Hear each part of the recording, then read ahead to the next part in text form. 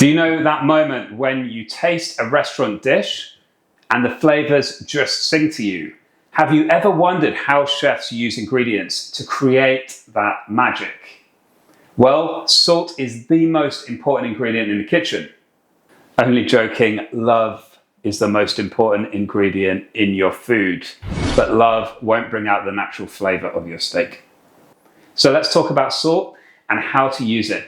We'll look at the different uses of the mineral in professional cooking, and I'll show you a few short techniques in some mini recipes with salt. But most importantly, I'm going to teach you how you can use it to maximize the taste of your cooking at home. Now, there are many different types of salt available, and the main ones in Western countries anyway that I'm going to talk about are sea salt and Celtic salt.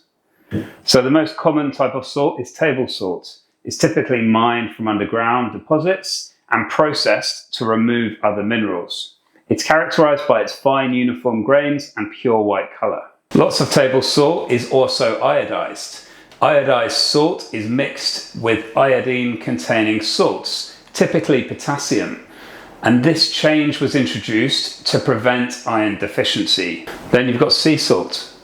Sea salt is produced by evaporating seawater, retaining trace minerals that enhance the flavor and color, and it's less refined than table salt.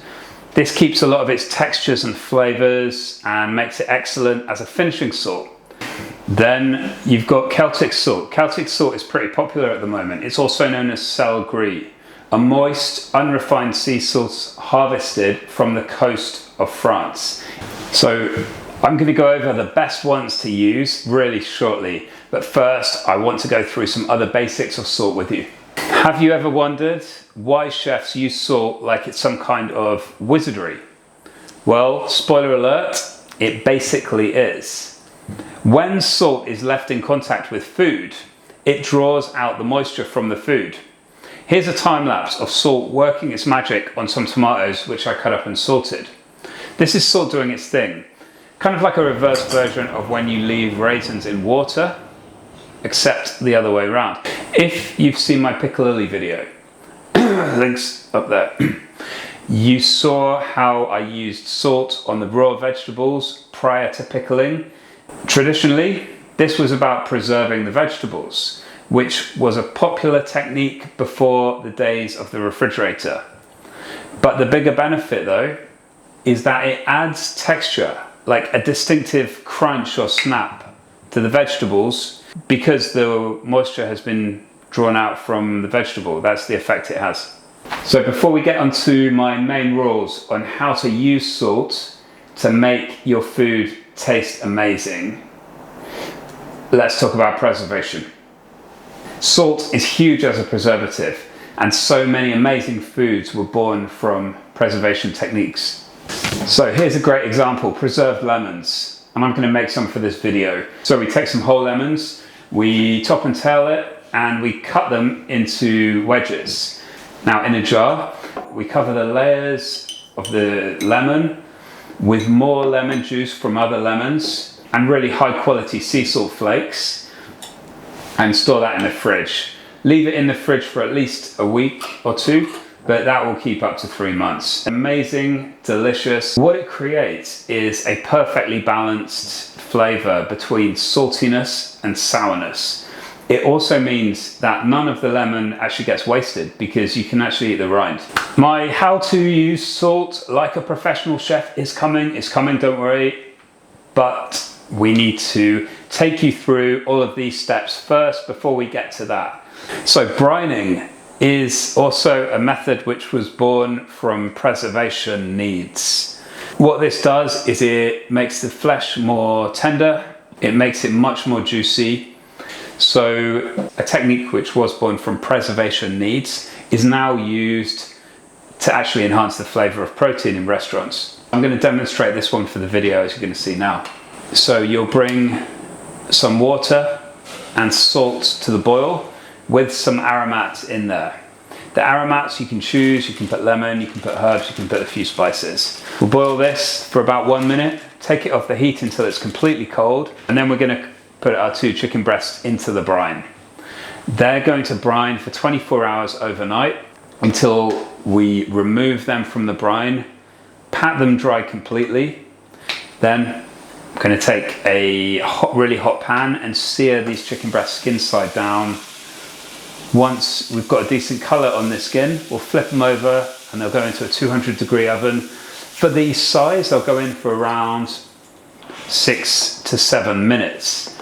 Once the time is up, there is no resistance on the flesh, or the temperature is at 68 degrees Celsius. The chicken breasts can come out, we can rest them for about 3 or 4 minutes to relax. And then when we slice them up, we'll see how juicy and delicious and amazing those look. So how to use salt to bring out the best possible flavor in your food is coming up, but we still have a few basics to cover, which we're going to go through now. So another use of salt, which you may not have been aware of, is using salt as an abrasive agent.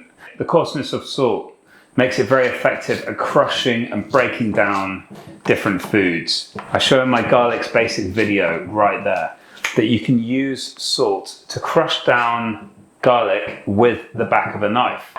This is quite a popular technique and used by a lot of chefs. One really beautiful thing that you can do with salts to enhance them is you can flavor those salts with different aromatic flavors. I'm making one right here with bacon and shiitake mushroom. So I've got some streaky bacon and I'm just roasting it in the oven until it's really quite crispy and dark and the vast majority of that fat has dripped out of the bacon. Then we'll take some sea salt, about 300 grams, break our bacon into that, and we will add some dry shiitake mushroom into that as well and give it a really good blitz, or that's a chef term actually, we'll call it blend, in a very powerful blender or smoothie maker. This will see it come down to a really fine like dust, and you can just use that to enhance anything, you know, your fried eggs. You can put it at the table and you can let people just try it on different foods at the end. Because it's a good quality salt that we used, that's going to be beautiful. And just play around with the flavors. You can put anything in. I went for shiitake and bacon, but you can choose whatever you want. Now, one really cool technique, well, I think it's really cool, is baking in the oven with a salt crust.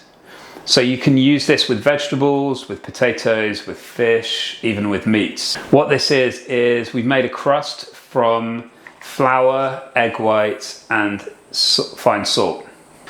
We're going to make a kind of dough and roll this out into a sheet. Then place your ingredient in the middle, wrap it up, fold it over, and that gets baked in the oven. What you'll see this does is it retains so much of its moisture, and it also seasons the ingredient because of the salt levels in the dough. So this is quite a traditional technique. It's not really used very much anymore in professional kitchens, but I think it's pretty cool anyway because it kind of feels medieval, it feels very traditional, and it feels like somehow when I do this, I'm going back to my roots in time. So pretty cool. Give it a try if you got time. So here we are at the business end of the video. I'm going to teach you now how to use salt to maximize the flavor and taste of your cooking. Salt the water. When you're cooking in water, always have it salted, whether it's vegetables, pasta. Add a generous, what I like to call chef's pinch of salt to your boiling water. That's going to season everything that's cooking in the water nicely. And don't worry about how much I've used here. Remember, we're going to be discarding 98% of this water down the sink. So most of the salt is going to go away. My second tip is season throughout the entire process. Now, you shouldn't just season the dish right at the end with the full amount of salt. It should be seasoned little bit by bit along the process, which helps to bring out all of those flavors along the way. All the way from the onions at the beginning, to the meats going into the vegetables, and then all the way through. So my third tip is taste as you go. You can't possibly know if you're using the correct amounts of salt or how much more salt something needs if you're not tasting it all the way. You're training your taste buds when you're tasting. So always taste multiple times through the journey. Next tip is season from a height. When we're seasoning pieces of protein or we're seasoning something which is ready to eat, seasoning from a height allows the salt to distribute a lot more evenly over the food, and the flavor will be distributed evenly too. Next is choosing the right kind of salts. I love cooking with high quality sea salt flakes. They're natural, they have, for me, the most flavor, and they're delicious, but they're quite expensive. So to season a pot of water, I wouldn't waste expensive sea salt flakes. I would just use a table salt to season water, for example. Or we're using it in a sauce where it's just going to dissolve anyway, I would use table salt. We're talking about seasoning decent quality pieces of meat. I would use high quality sea salt. This one ties into tasting as you go. It's the old adage, you can always add more salt, but you can't take it away. So just remember, it's difficult to fix an over-salted dish. It can be done.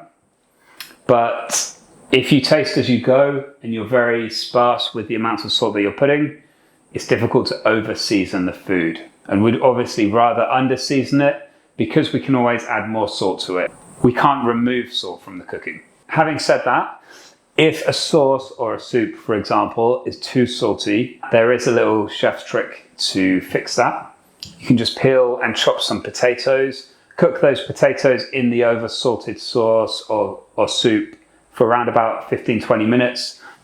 Once you remove the potatoes, you'll see that the sauce is a lot less salty. That's a little trick. 8th tip is when you're making mashed potato, bake the potatoes over a bed of salt in the oven rather than boiling the potatoes. I showed you this in my sausage and mash video, and it just makes the most amazing mash.